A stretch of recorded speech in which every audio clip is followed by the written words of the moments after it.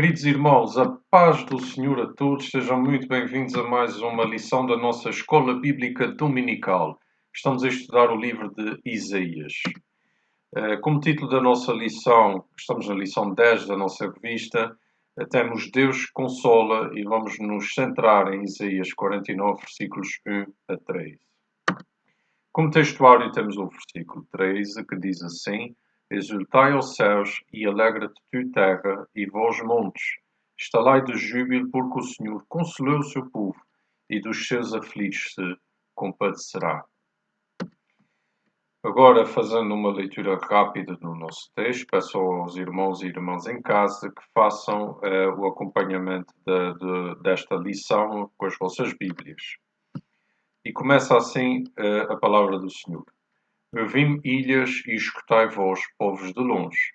O Senhor me chamou desde o ventre, desde as entranhas da minha mãe, fez menção do meu nome. E fez a minha boca como uma espada aguda, e com a sombra da sua mão me cobriu, e me pôs como uma flecha limpa, e me escondeu na sua aljava. E me disse, Tu és meu servo, e Israel por quem hei de ser glorificado. Mas eu disse, de balde tenho trabalhado, inutilivelmente. Gastei as minhas forças, todavia o meu direito está perante o Senhor, e o meu galardão perante o meu Deus. E agora eu vi, e agora, diz o Senhor, que me formou desde o ventre para seu servo, que eu lhe torno a trazer Jacó, mas Israel não se deixou ajuntar. Contudo, aos olhos do Senhor serei glorificado, e o meu Deus será a minha força. Disse mais, eu que sejas o meu servo, para restaurares as tribos de Jacó, e tornares a trazer os guardados de Israel. Também te dei para a luz dos gentios, para seres a minha salvação até à extremidade da terra.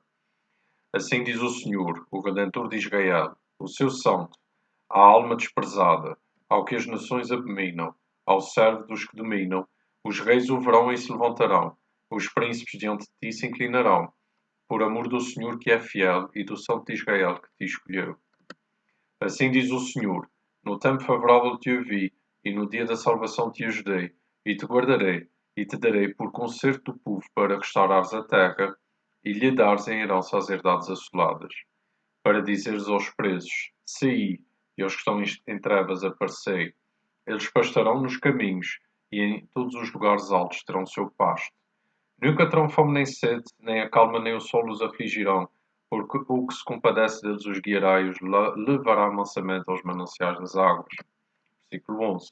E farei de todos os meus montes um caminho, e as minhas veredas serão exaltadas. Eis que estes virão de longe, e eis que aqueles do norte e do ocidente, e aqueles outros da terra de Sinim.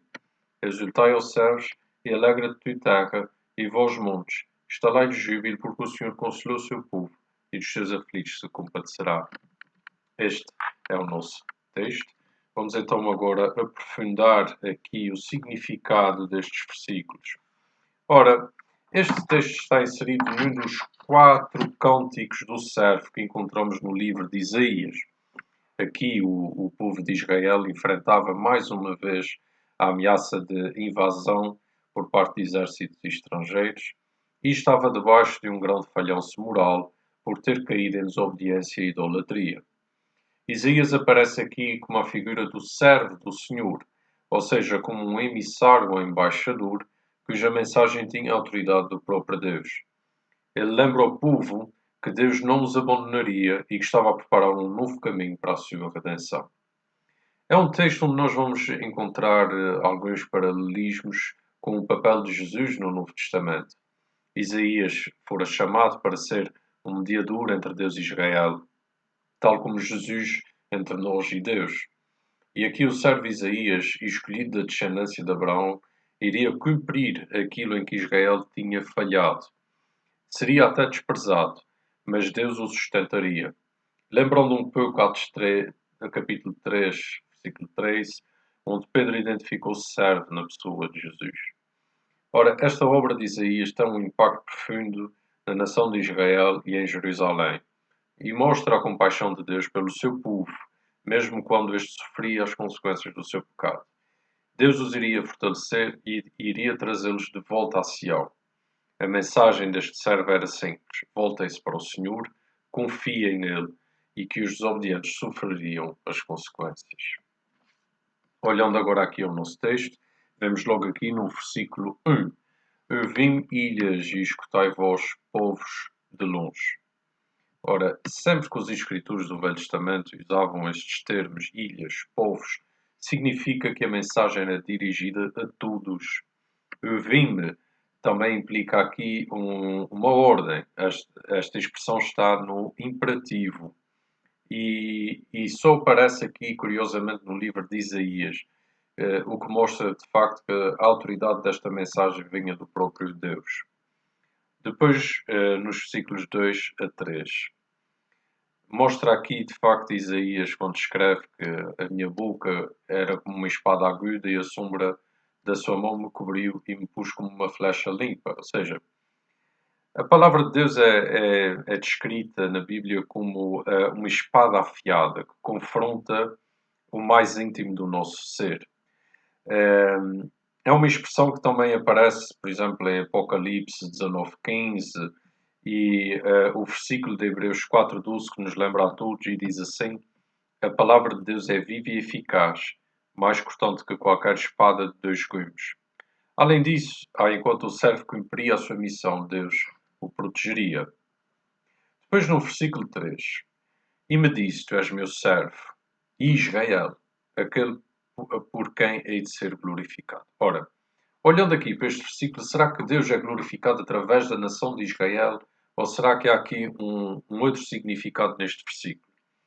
De facto, quando nós comparamos isto com o Novo Testamento, nós vemos aqui o plano de Deus para com Israel. Este servo, que era descendente de Abraão, era promessa de Deus para abençoar as nações. E isto foi cumprido, claro, em Jesus. Paulo escreveu que o propósito de Deus era para que a bênção de Abraão chegasse aos gentios em Jesus Cristo. Nós vemos isso no livro de Gálatas, capítulo 3, versículo 14. Jesus é, de facto, como um Israel ideal, ou seja, cumpriu a perfeita obediência que Israel, enquanto nação, não tinha cumprido. E por isso foi glorificado. Depois Isaías continua e escreve, mas eu disse, de balde tenho trabalhado e inutilmente gastei as minhas forças. Ora, esta mensagem confronta o pecado como uma espada aguda que mexe de facto com a nossa alma para abandonarmos o pecado, que é algo difícil, raramente é bem aceito, não é? E o certo seria rejeitado em resposta à sua mensagem. Quando João escreve sobre Jesus, ele escreveu um versículo muito conhecido de todos, que foi: ele veio para o que era seu, mas os seus não o receberam. Jesus, claro, fora traído e abandonado, mas o servo sabia que o Senhor o havia de confirmar e asseguraria que este conseguia passar a sua mensagem. Depois, nos versículos 5 a 7, de facto, nota-se aqui que esta mensagem constituía um peso para Isaías. Mas seria Deus quem o prepararia para esta missão. Aqui o servo iria guiar o remanescente deste povo de Israel de volta ao Senhor. Mas isto seria pouco comparado com muito, pois continua no versículo 6: pouco é que sejas meu servo para restaurares as tribos de Jacó e tornares a trazer os guardados de Israel. Também te dei para a luz dos gentios. Ora, este versículo aqui é um versículo muito importante, porque nós olhamos aqui no Velho Testamento a vontade de Deus em querer alcançar também os gentios, ou seja, aqueles que não faziam parte do povo do concerto. É uma temática muito importante no Novo Testamento, mas também já tinha relevância aqui no Velho Testamento. Nós sabemos que Deus não preparou o caminho de salvação só para Israel, mas também para com todos os gentios. Maior glória seria de facto salvar povos de todas as nações. Por isso Deus disse que o servo seria a luz das nações, promessa que Deus fez a Abraão. Assim diz o Senhor, realmente, e ele aparece aqui como o Redentor de Israel, o seu santo, a alma desprezada, ao que as nações abominam. Versículo 7. De facto, esta mensagem era dura, mas o propósito divino era que o povo de Israel ficaria sujeito à autoridade de governantes humanos mais poderosos, mas isto tudo tinha um objetivo de o fazer regressar à fé genuína. Ora, esta questão da obediência às autoridades já foi abordada. Jesus deu o exemplo, ele fez o mesmo com Pilatos e Herodes.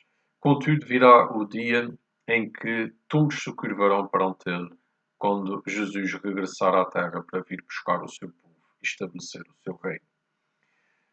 Do mesmo modo em que Isaías foi levar esta palavra de arrependimento ao povo de Israel, no Novo Testamento nós somos identificados como os que levam a luz da palavra a todos os que estão em trevas. É de facto uma responsabilidade que nos foi dada por Cristo, mas nós devemos pensar que isto faz tudo parte do propósito de Deus. Ora, depois aqui nos versículos 8 a 10, e nós vemos o quê? Que assim diz o Senhor, no tempo favorável te ouvi, no dia da salvação te ajudei e te guardarei, e te darei por concerto do povo para restaurares a terra. O tempo favorável e o dia da salvação serão quando o servo cumprir a obra da salvação de Israel e das nações. Paulo citou isto, este versículo 8, em 2 Coríntios 6, 2. Porque diz, vi-te em tempo aceitável e socorri-te no dia da salvação. Eis aqui agora o tempo aceitável, eis aqui agora o dia da salvação. Paulo, claro, estava-se a referir aqui a Jesus, que cumpriu esta profecia de Isaías, unindo o povo de Israel e os gentios com Deus, através dele. Depois dos versículos 9 até ao fim, nós vemos aqui uma figura da bênção do Senhor sobre o seu povo restaurado, para dizeres aos presos, saiam, e aos que estão em trevas, aparecei.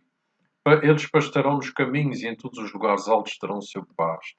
Não terão fome nem sede, nem a calma nem o sono os afligirão, porque o que se compadece deles os guiará e os levará mansamente aos mananciais das águas. Tudo isto de bênçãos do Senhor para o seu povo redimido. Como pastor, claro, ele o sustentaria e protegeria, sendo o seu povo constituído por pessoas de todas as partes do mundo. Eis que estes virão de longe, e eis que aqueles do norte e do ocidente, e aqueles outros da terra, de Sinim. Ora, Isaías conclui este cântico com um apelo para que os céus, a terra e as montanhas se alegrem na salvação do Senhor, para o seu povo, tanto os descendentes de Abraão como os que serão salvos pela fé em Jesus Cristo. Ora, podemos desde já aplicar 3 pontos aqui à nossa vida, olhando a este texto e aprendendo com as suas lições, aprendendo com Isaías e aprendendo sobre a forma como Deus usa os seus servos para fazer chegar a sua mensagem aos que estão perdidos. Deus nos inclui, claro, nos seus planos de redenção. Portanto, isto não foi só um plano para o povo de Israel, para o povo do concerto, foi um plano para todos os povos. Somos chamados a partilhar a mensagem da salvação de Deus a todos. Claro que aprendendo com o exemplo de Jesus, dos apóstolos, a importância de levar esta mensagem a todos para que mais almas possam conhecer a Cristo. E claro, por fim, podemos viver com confiança sabendo que Deus nos confirmará. Esta foi a nossa lição e todos estes pontos são princípios fundamentais a aplicar à nossa vida. Olhemos o exemplo de Isaías e possamos aprender com este texto que tem realmente lições de confiança e lições sobre como funciona o plano de Deus para a vida do seu povo, que somos nós, os redimidos pelo sangue de Jesus. Que Deus abençoe. Até uma próxima.